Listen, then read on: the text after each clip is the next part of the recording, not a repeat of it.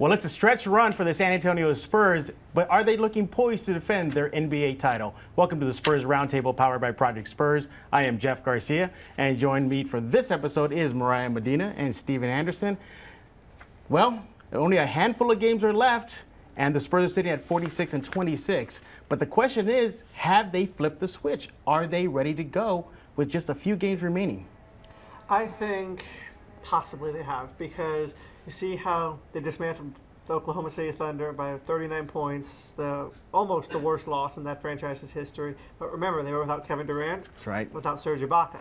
However, on Friday with Dallas, they completely did exactly the same thing that they did with Oklahoma City. The only problem with that is that it took them losing how they did that Tuesday to Dallas to kind of do that. So yeah, but Mariah, this team looks almost bipolar. You know, they go and beat Oklahoma City, they go and get revenge on Dallas, but then they lose to Dallas in that way. I think that a lot of us are really sticking to this stat where we've won 12 of our last 15 games. We're finally just getting there, you know, reaching some point of consistency. But at the same time, our losses, we lose to the Knicks one night, we win against the Hawks another night. That doesn't scream consistency to me. That screams inconsistency to me. I think that while a win is a win, these aren't you know, necessarily consistent wins. And to be fair, the Spurs have won 5 of their 6, and mind you, this is being recorded before the Memphis game. So, in 5 of the last 6 wins, you know, the only loss is to Dallas. Their defense is coming around. They've held 5 of their last 6 opponents under 100 points scoring. So defensively, they're coming back little by little. I have to argue with that. But they still test. Oh, go ahead, tell me. I don't think that their defense is necessarily where it should be. Moreover, I don't think that it's at a point where it's coming back. You know, looking at Dallas, their loss against Dallas, Monte Ellis is averaging 34 points against the Spurs. Yeah, but that's just one individual game, though. But collectively, in the sample size that we have, that's one individual. They've been holding teams under 100 point scoring. That's big. When you look at it this way, okay, who's better, Russell Westbrook or Monte Ellis? Right. Who did we do a better job defending? We can't defend Monte Ellis. He's over here scoring 34 points on us. That doesn't show. Well, to be fair, Mariah, they did hold Monte Ellis to 10 points in that Dallas win. But, you know, how many minutes did he play? Well, he did get injured. Yeah, yes. But, you know, Stephen, you know, again, we're talking about flipping the switch at the right time for the Spurs. Right. One person that has flipped the switch has been Boris Diaw. He has, and I mean, I remember I was on the podcast with Aaron Prine, and we discussed this, how he was inconsistent a while back, and now he's kind of dialed that in. We saw him scoring, really, it was 19 points against Dallas. We saw him score 18 against Dallas in Dallas, and then he also played well against Oklahoma City. So the last 3 games he's done very, very well. The problem is, though, can he keep it up? Because we saw what Boris Diaw did in the finals last year and in the Spurs playoff run to get that title. He was the Boris that we needed him to be. If he can do what he's doing now and do it consistently, then I like the Spurs' chances going further. Yeah, Boris Diaw has scored in double digits, 19 points in the last 2 games. And here's a little stat for you. They're 10-1 when Boris scores 14 points or more. So he is very vital right now. But another vital player that's been finding the rhythm is Kawhi Leonard. Kawhi Leonard is definitely looking like the Claw, the MVP Finals guy that we saw last year. I didn't expect you to say that. Yeah. I can definitely agree with that, with the exception of the fact that we might be putting too much emphasis on Kawhi Leonard. I think that we saw the effects of the emphasis and, you know, this burden that we're putting on Kawhi when, you know, yes, he's second on our team with his defensive rating, but I think that we're just putting too much. I have to disagree. I mean, you know how Kawhi is basically the most important player on this team. We saw when he got hurt with that hand injury, how the Spurs struggled defensively. Now he's the leader in steals in the entire NBA. He's a candidate for Defensive Player of the Year. So we know how important his defense is to this team. And not only defense, but he does it on the offensive end as well. So I would say he's not really number 2. I think right now he's the number 1 option, kind of with Tony Parker. Right, you know, and Tony, we got to throw Tony Parker in the mix. Yeah. You know, he's been dealing with that hamstring issue for a good chunk of the season. But lately, he's been finally getting his rhythm as well. He's getting into the paint. He's being the TP that we've seen in years past. You know, credit goes to him, too. It does. And, I mean, we all heard the talk when Tony was struggling. It was all over ESPN, all over USA Today. What's wrong with Tony Parker? Is he the reason why the Spurs are struggling? And he responded the next day by scoring 31 points. And it was a win. And then he came back, he scored another 31 against Cleveland.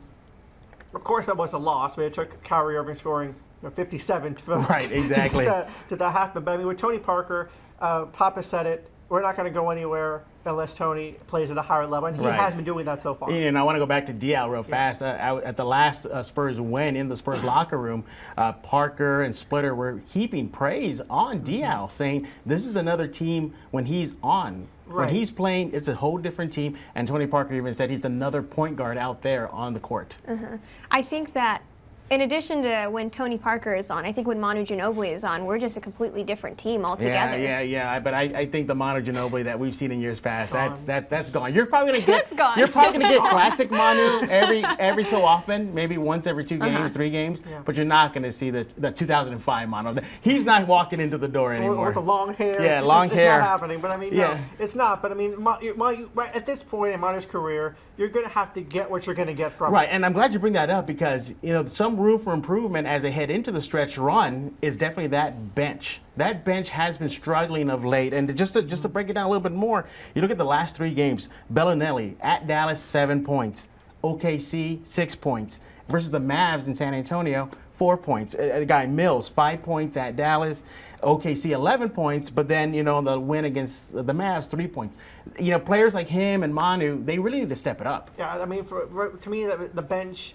You mentioned inconsistency. The bench to me is one of the main reasons why this team has been so inconsistent. I mean, we've seen it in times where the stars do well, Pop takes them out, and then they just can't score. So, I mean, and I think Mills is really the driving force behind that bench. I mean, I know little Patty Mills. I mean, he's obviously had the shoulder injury. He's really struggled to come back from that. And, I mean, if he can get it going, I think he can kind of spark that bench to kind of get it going as well. And by the way, Mills, he's the one that said little and tiny, not me, okay? Yeah, he said it, all right? I'm meeting him Thursday, so we'll talk about there. But what about these third quarter lapses we've been seeing from San Antonio? Look what almost happened versus Dallas in San Antonio. They blew away a 21-point lead. I think that any coach, whether it be professional, high school, elementary basketball, they will tell you that the third quarter is the most pivotal point of the game. How you do in the third quarter is going to be a reflection of the ultimate score. And I think that we've done a poor job at the third quarter. Those third quarter lapses have been crucial in some of the Spurs losses. They take their foot off the gas. Look what happened versus Dallas at Dallas. We all saw that. But another point I like to bring up for room for improvement is ball passing. Sometimes we saw the beautiful game versus Atlanta in Atlanta to get a huge win, and then we see them flop against Dallas. I think the best game of the season was that game against Atlanta. Oh, I agree. I mean, going against the best team in the East, Mike Budenholzer versus Popovich, and look what they did. Pop basically said, you want to play like Spurs East? I'll show you how we play, and that's what they did. But you're right, the inconsistencies in the Dallas game, they did well that first quarter. To come back in that second and third quarter, they kind of just forgot everything they did, and they kind of it was their own mistakes that cost them that loss. And I think this entire season has been their own mistakes. Of course, after the injury is what I mean. Giving their own mistakes. So if they can just, like Tony said, get more consistent, then I believe we can see this team really just come out and do well. That's right. Well, those are our thoughts right there on room for improvement for the San Antonio Spurs in the stretch run, as well as have they flipped the switch? I'm of the opinion they have, and it looks like this last few games they have will really determine what playoff seeding they begin. But before we put a wrap, by the way, I know I look like a total complete bum right now. I grabbed the first shirt that I saw right now, and these two individuals looking really nice. But Tim Duncan, baggy pants, GQ pretty much poked fun. Actually, they called him baggy dad jeans. Mariah, you had an interesting interaction with his girlfriend. The designer that I guess put together that infographic tweeted something, and I guess I followed him, but I tweeted at him and I tweeted at Vanessa Macias as well, and I was like, can we get an infographic of pre-Vanessa Macias and post-Vanessa Macias? And I believe her response was something along the lines of, oh, Poppy's looking good now. Looks the same. He's still Tim Duncan, but we're going to put a wrap on this show. But don't forget to go out to ProjectSpurs.com to see all coverage when it comes to the San Antonio Spurs, as well as don't forget to go to News 4 San Antonio and to Fox 29 San Antonio. They got some great information on the San Antonio Spurs. But for Mariah Medina, Stephen Anderson, I'm Jeff Garcia. Thanks again for watching this episode of the Spurs Roundtable.